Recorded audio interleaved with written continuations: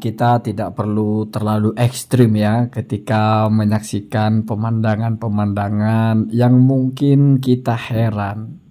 Walaupun ya kita perhatikan sepertinya ini tidak sampai cium tangan ya, hampir ya. Dan kayaknya kalau orang salaman cium tangan tidak begitu. Jadi kalau Anda dengarkan yang versi narasinya itu ada memanggil salam, terus ada narasi-narasi yang agak berat di situ. Nah, ini kami dan jajaran ada narasi siap membackup pick 2 dari Gus Durian. Wallahu alam, masalah itu tidak penting sekali siapapun mereka membackup siapa.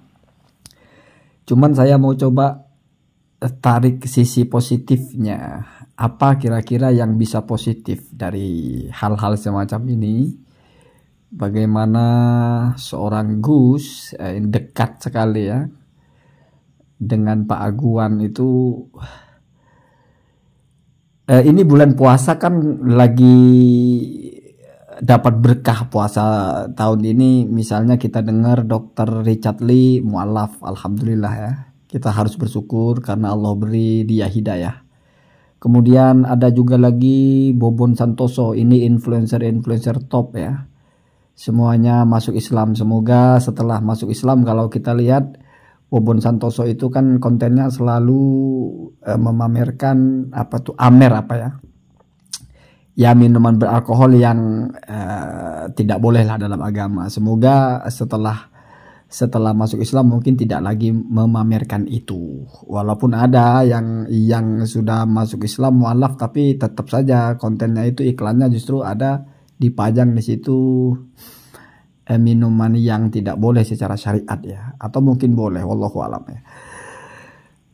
Nah kemudian kalau kita dengar narasinya itu Ustadz yang menjadi wasilah bagaimana Bobon Santoso dan juga Dr. Richard Lee masuk Islam itu mengatakan ya mungkin nanti selanjutnya adalah Hotman Paris. Pak Hotman Paris luar biasa ya kalau Pak Hotman Paris itu mu'alaf gitu ya. Siapa tahu, ini kan siapa tahu saja. Siapa tahu Gus yang satu ini juga berpikir iya bukan tidak mungkin nanti Pak Aguan ini mu'alaf. Itu menarik sekali itu ya. Jadi bisa kita bayangkan kalau tiba-tiba Pak Aguan ini masuk Islam gitu, mu'alaf gitu. Itu karunia yang luar biasa bagi beliau tentu saja, dan juga bagi umat Islam lah setidaknya. Kenapa? Karena berarti nanti penguasa ekonomi kita itu adalah agamanya sama. Penguasa itu maksudnya punya aset yang cukup menjadi bagian-bagian terbesar lah dalam negara ini.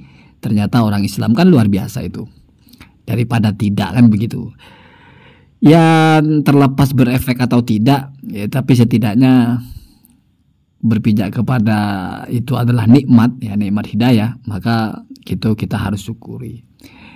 Ya siapa tahu Gus Rofi'i ini berpikirnya ke situ, kan kita tidak tahu.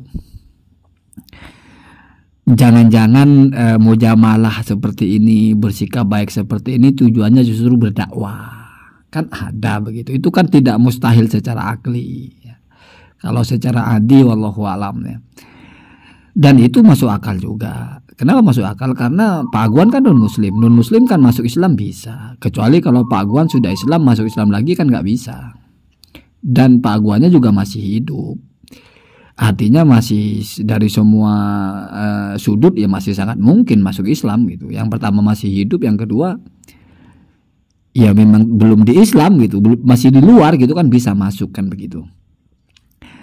Walaupun kalau bicara masalah masuk Islam login itu ada orang-orang yang ya selalu ingin di login kan gitu ya, tapi nggak login malah jadi konten terus ya. Siapa namanya, Onat itu kan justru menjadi serial itu di kontennya Deddy Corbuzier, itu selalu menjadi satu acara login gitu. Habib Ja'far, Mbak Alawi gagal berarti ya, kalah sama Ustadz dari Salim apa siapa itu yang membawa Bobon Santoso apa bukan ya, yang membawa siapa namanya itu Dr. Richard Lee kepada Islam gitu, nggak dibuat konten tapi tiba-tiba masuk Islam. Kalau Mbak Alawi ini kok nggak hasil gitu, mau memualafkan satu orang aja. Ya tapi setidaknya bisa menjadi konten yang cukup panjang. Nah, itulah kalau kita berpikirnya dari sudut yang luas gitu. Jadi tidak menghukumi orang dengan hukuman yang buruk ya. Jadi apapun yang dilakukan oleh siapapun, kalau masih bisa diihtimalkan kepada hal yang baik, karena itu prinsipnya kita. Jadi jangan buru-buru bersangka buruk kepada apa yang dilakukan oleh orang lain. Siapa tahu dia punya alasan tertentu yang kita tidak tahu. Ya mungkin seperti ini, dan legal dalam syariah kita mujamalah. Bahkan kalau mumpung ini lagi bicara zakat, ya salah satu dari kategori mu'allaf yang menerima zakat itu nggak cuma orang Islam justru. Jadi non muslim yang diharapkan kira-kira bisa masuk Islam kalau dimujamalahi, artinya disikapi dengan sikap yang baik, ya salah satunya disantuni, itu juga masuk kepada asnaf zakat. Artinya kalau kita belajar fikih, mu'allaf itu ya mungkin ini yang jarang dibahas ya. Mu'allaf itu nggak hanya orang yang sudah masuk Islam baru, tapi yang belum pun itu juga bisa masuk kategori mu'allaf. Mu'allaf itu dilembuti hatinya, mu'allaf qulubuhum gitu ya. Jadi diharapkan masuk Islam itu juga masuk kepada mu'allaf sebetulnya. Artinya memang dalam Islam itu bermujamalah ya, memberikan zakat itu masukkan mujamalah, bersikap baik itu ya dianjurkan sekali kepada non muslim pun apabila diharapkan ada kemungkinan masuk Islam, atau mungkin dihindarkan ancamannya. Artinya kalau dimusuhi justru mengancam Islam, maka ya jangan dimusuhi, digandeng gitu, walaupun tidak bisa diharapkan masuk Islam, tapi setidaknya bisa diminimalisir mudaratnya kepada umat Islam kalau misalnya dibaikin gitu ya. Itu juga ada konsepnya, konsep dakwah itu ada begitu ya. Jadi inilah saya kalau menghukumi perilaku orang. Jadi saya kalau menghukumi perilaku orang itu selama tidak itu perilaku yang qot'i, sudah pasti haram seperti mencuri atau membunuh atau berzina atau apa, maka kalau multi interpretasi bisa jadi saya masih lebih ke hal yang baik. Beda kalau kita bicara apa bahasanya, kajian ilmu, dimana kalau kajian ilmu itu bukan masalah bisa jadi, Anda sesuai nggak dengan apa yang Anda baca, Anda sesuai nggak dengan apa yang Anda pahami, Anda sesuai nggak dengan makalah-makalah yang termaktub dalam kitab-kitab. Kalau itu bukan masalah berbaik sangka, enggak. Berbaik sangkanya adalah ya mungkin salah karena tidak hati-hati, ya mungkin salah bukan tidak paham tapi lupa, ya mungkin salah ya namanya mungkin sabkul lisan, itu namanya berbaik sangka. Tapi apakah lalu benar? Ya enggak, tetap salah. Itu berarti kita menghukumi ucapan yang berkaitan dengan ilmu. Kalau perilaku seperti ini, hampir tidak pernah saya buat konten yang isinya itu mengkritik perilaku orang. Anda mau melakukan apapun selama masih multi interpretasi ya, bahkan yang sudah jelas-jelas buruk pun karena begini, perilaku itu kalau sudah jelas-jelas buruk, apanya yang perlu dibahas? Semua orang sudah tahu. Kalau perilaku itu belum tentu baik, belum tentu buruk, apanya juga yang perlu dibahas? Toh kita tidak tahu persis. Artinya orang tidak tahu juga itu baik itu buruk, tapi orang juga tidak perlu tahu itu baik atau buruk kalau sifatnya masih spekulatif. Sesederhana itu sebetulnya kalau kita bicara tentang sikap seseorang atau perilaku seseorang. Kalau kajian ilmu, misalnya pun yang sifatnya doni, interpretatif, tapi kita petakan semua.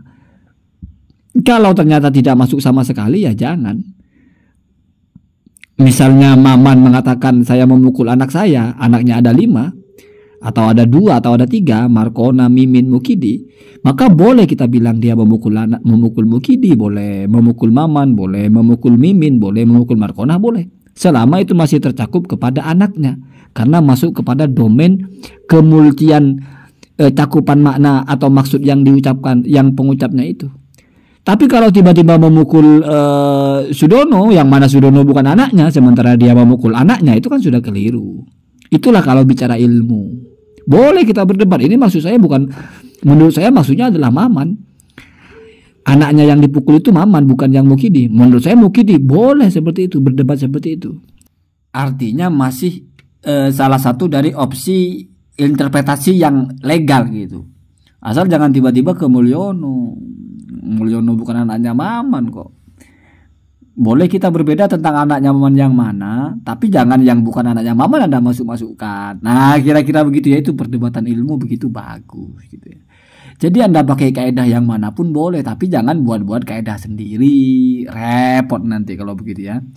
Rusak dunia persilatan kalau begitu. Jadi kalau hal-hal seperti ini ya tidak perlu ditanggapi serius-serius lah. Kalau misalnya buruk ya namanya orang cari kerja atau namanya orang cari penghasilan yang bebas mau ngapain aja ya. Toh kalaupun salah benar itu urusan dia. Apa urusannya dengan kita, kan begitu ya. Apalagi kita juga tidak tahu benar apa salah. Jangan seperti orang-orang yang hamko ya. Tidak mengerti tapi menghukumi. Maka bagi saya tidak perlu dihukumi apapun ini ya. Allahumma hadina